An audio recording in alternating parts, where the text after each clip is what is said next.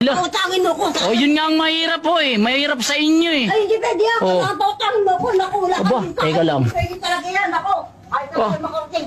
Eh, ba ito kayo nagagalit? Ha? Pautangin mo ako dahil wala ka rin kakainin. Nangungutang ako dyan sa ina mo. Wala ho akong pakialam kahit wala ho kayong kainin. Ang hirap ho kasi sa inyo, pag mangungutang kayo, dito ho sa tindahan namin.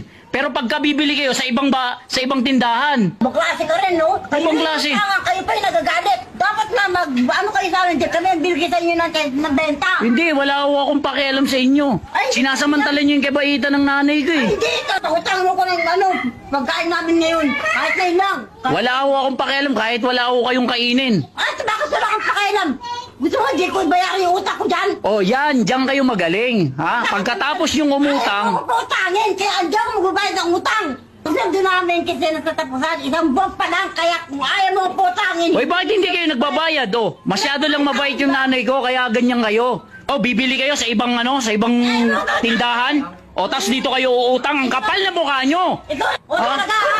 Ikaw ha. Naku, pag nakita ka na ito, gigigil ako sa'yo. Ba, hoy, papabarangay ko kayo pagka ganyan kayo. Talaga dyan, magbabayad ng utang ko. Hindi ko pinapangutang.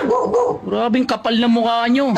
O di ba dapat salamat ka sa akin dahil nangungutang ako. Anong magpasalamat? Eh, kayo na nga umuutang, makapal ang mukha nyo. Magsalamat